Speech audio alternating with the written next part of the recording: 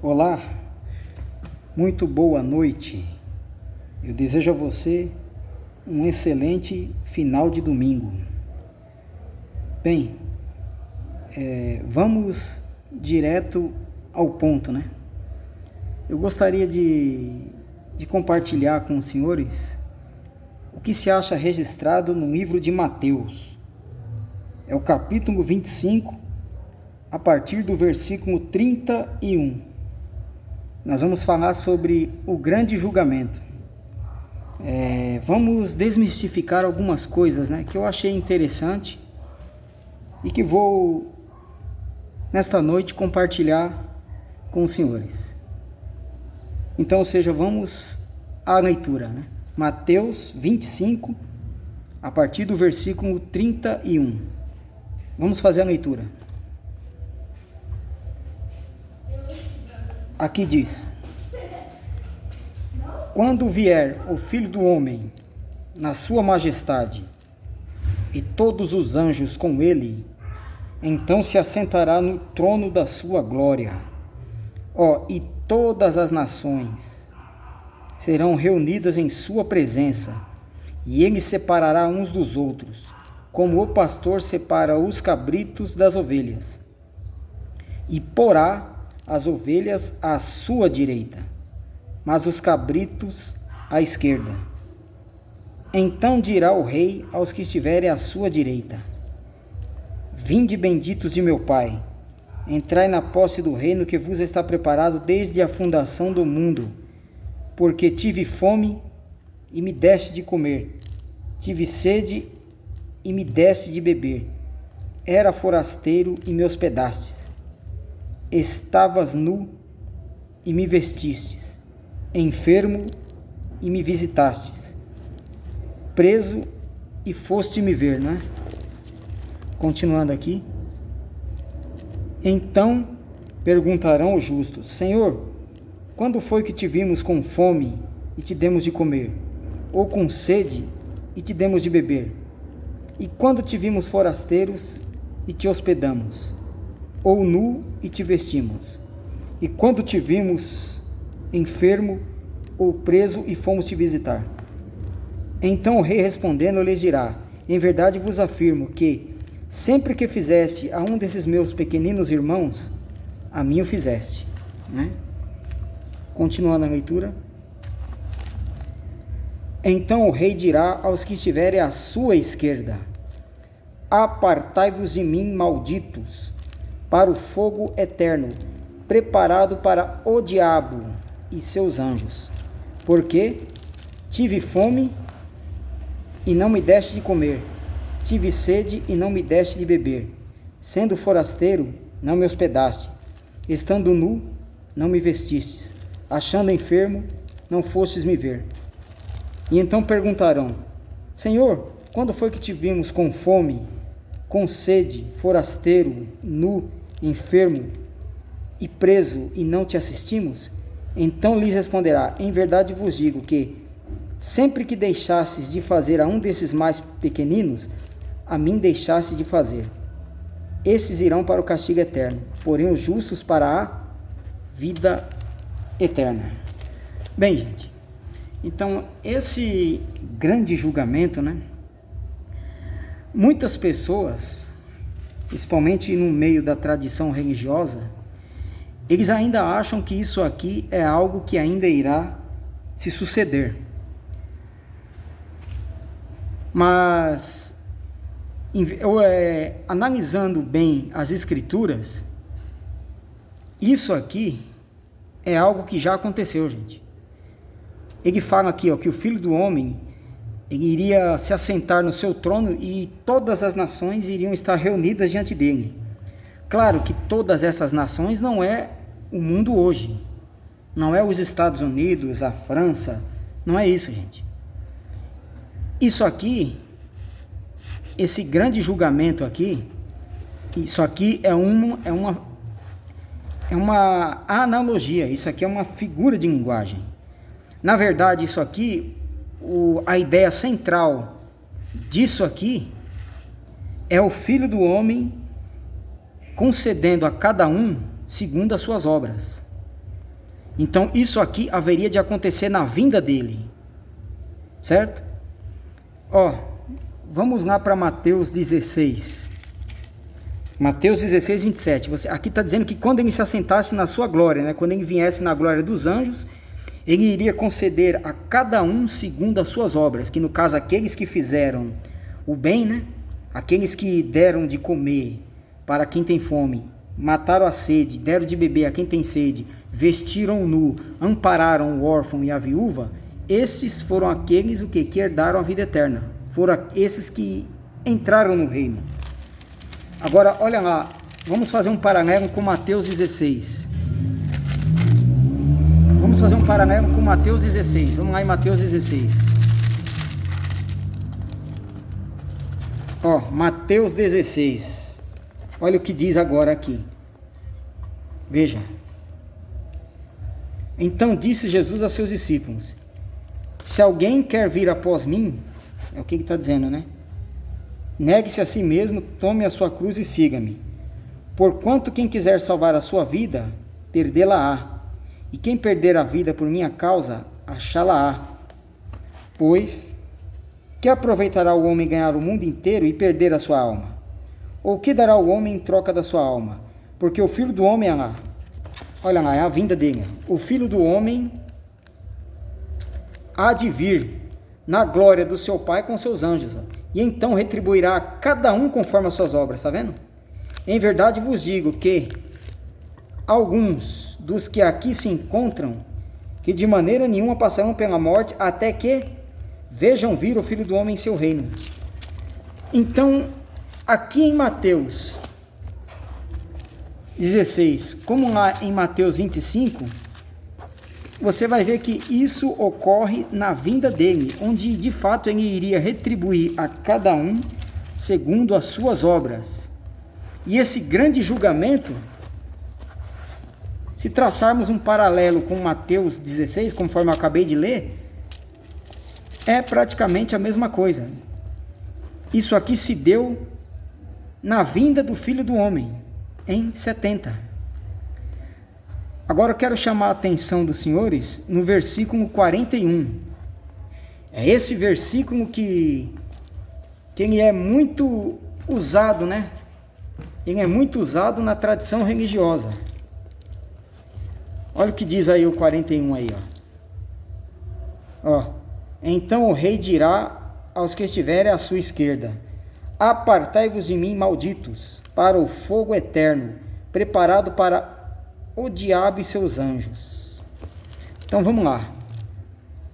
A tradição religiosa diz que esse diabo e os seus anjos, né, conforme está aqui, eles dizem que esse diabo e os anjos são os seres celestiais, né? Aí já falam que é Lúcifer, já falam que é um anjo caído, né? Mas vamos fazer uma comparação. Vamos ler esse versículo na Bíblia hebraica, na Bíblia judaica, né? Olha só o que diz na Bíblia judaica. O mesmo versículo, Mateus 25, 41. Olha lá. Então dirá também aos que estiverem à sua esquerda: apartai-vos de mim, malditos, para o fogo eterno, preparado para o adversário e seus mensageiros.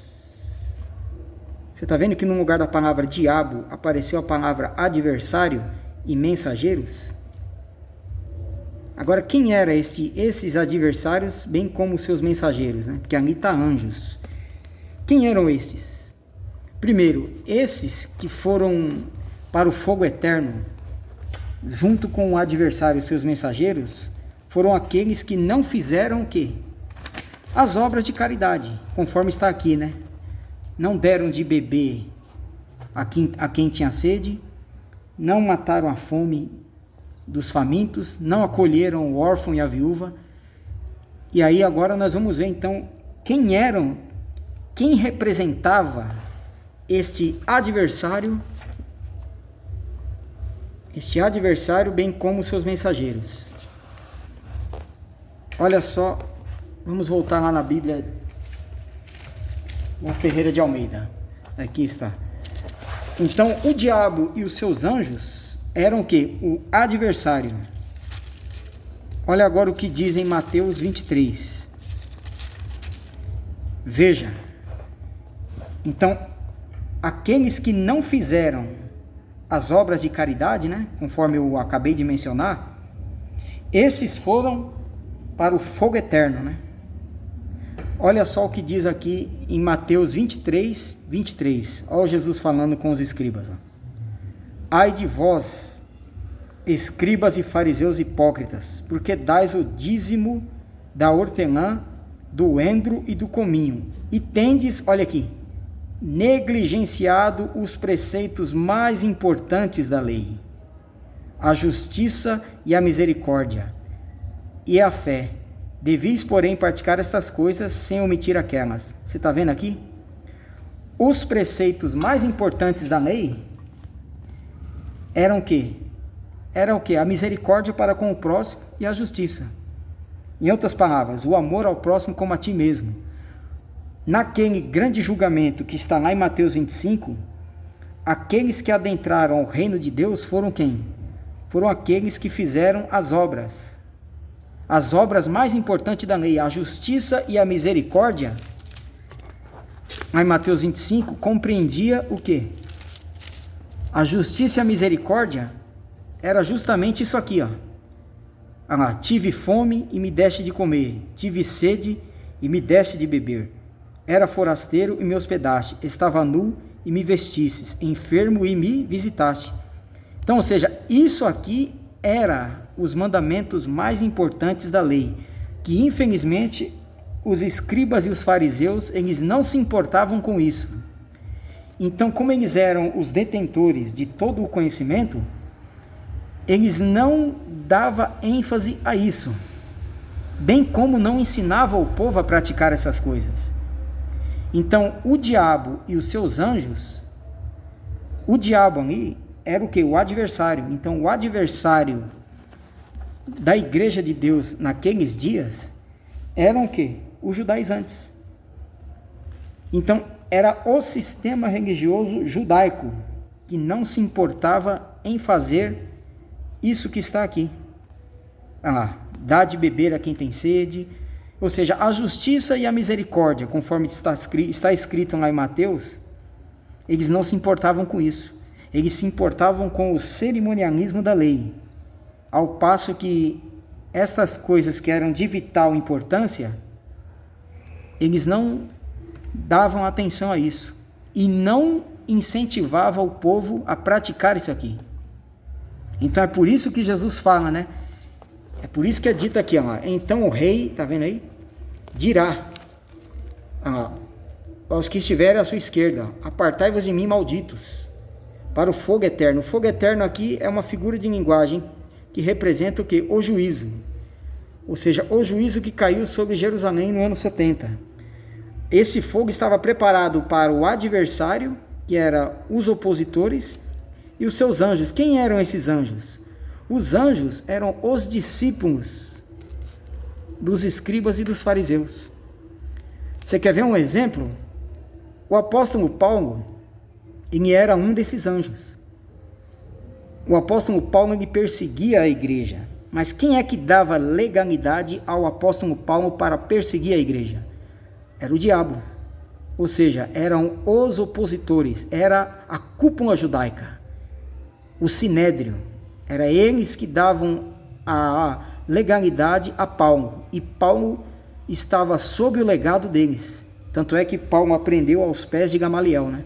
Então, esses anjos eram o quê? Aqueles, os discípulos, né, do diabo. Então era isso, gente. Vamos a mais uma prova, então. Só para encerrarmos um vídeo, eu vou ler em Tessalonicenses, para nós comprovarmos o que esse diabo fazia. Vamos à carta de Tessalonicenses. Espera aí que eu já vou encontrar aqui rapidamente. Tessalonicenses, né? Espera aí, vamos lá, eu vou encontrar aqui. Olha aqui, ó. 1 Tessalonicenses, o capítulo 2. 1 Tessalonicenses, né? Capítulo 2.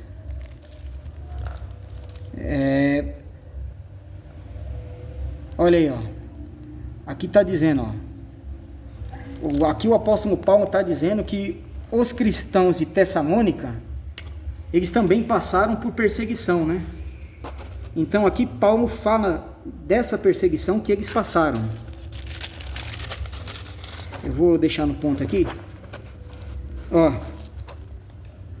Olha lá, vamos ler.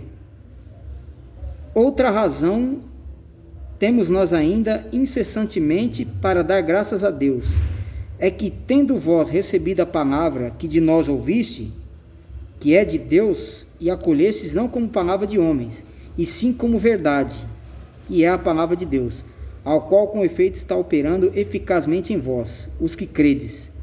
Tanto é assim, irmãos, que vos tornastes imitadores das igrejas de Deus existentes na Judéia, em Cristo Jesus, porque também padecestes da parte de vossos patrícios as mesmas coisas que eles por suas vezes sofreram. Sofreram o que? Dos judeus. Então aqui Paulo está fazendo que um paralelo. E os tessalonicenses, quando eles aceitaram a palavra da verdade, eles também passaram a sofrer perseguição, como a igreja da Judéia também estava padecendo perseguição por parte dos judeus. Aí agora veja o que Paulo fala. Os quais não somente mataram o Senhor Jesus e os profetas, como também nos perseguiram e não agradam a Deus e são o que? Adversário. São o que? São diabos. Diabo não é adversário? Então, eles são adversário de todos os homens, a ponto de nos impedirem de falar aos gentios, para que estes sejam salvos, a fim de irem enchendo sempre a medida de seus pecados. A ira, porém, sobreveio contra eles definitivamente. E o que era essa ira? Era justamente o fogo eterno. Então você vê quem era o adversário aqui? É por isso que Jesus fala lá em Mateus 25, né? 41. Apartai-vos de mim, malditos, para o fogo eterno. Preparado o quê? Para o diabo. Preparado para os adversários e os seus súditos, que eram os anjos e seus mensageiros. Os mensageiros do diabo eram o quê? Eram os discípulos dos escribas e fariseus. Certo? Bem, gente, o que eu queria deixar explanado então era isso, né? Eu espero que eu tenha sido claro e coerente, né? Isso aqui é apenas um vídeo corriqueiro aí. Mas eu espero que você que está aí do outro lado e que tenha ouvido este vídeo, que tenha assistido, eu espero que você tenha compreendido então essa questão essa palavra diabo que aparece na Bíblia, né? Porque conforme está ali naquele grande julgamento, Jesus estava concedendo a cada um segundo as suas obras. E isso se deu na vinda dele. Tanto é que ele disse, né, que alguns dos que ali estavam não passariam pela morte. E exatamente o que? As obras eram aquilo que está na lei, né? Aqueles que não cumpriram as ordenanças da lei, né? Não deram de comer ao órfão, não deram de comer a quem tinha fome, não mataram a sede, não cuidaram do órfão e da viúva, esses foram para o castigo eterno. E era justamente o que o sistema religioso judaico fazia, né? Eles não incentivavam os homens a permanecerem nessas boas obras, né? Eles eram preocupados com o cerimonialismo da lei, ao passo que aquilo que era de vital importância, eles desprezavam e ensinavam os homens a desprezar, ou seja, eles ensinavam as pessoas a ficarem presas no cerimonialismo da lei. Então, por essa razão, conforme Paulo ainda fala aqui, né, eles eram adversários de todos os homens, né, e perseguiam e tentava impedir que os apóstolos pregassem o evangelho aos gentios. Eles eram que adversários de todos os homens. Quem? Os judeus. Quem eram esses judeus? A cúria, a cúpula judaica, os judaizantes, o sinédrio. Então era isso que eu queria deixar exposto. Bem, eu vou ficando por aqui. Eu desejo a você uma excelente semana e lembre-se, você já é abençoado. Graça e paz. Até o próximo vídeo. Tchau, tchau.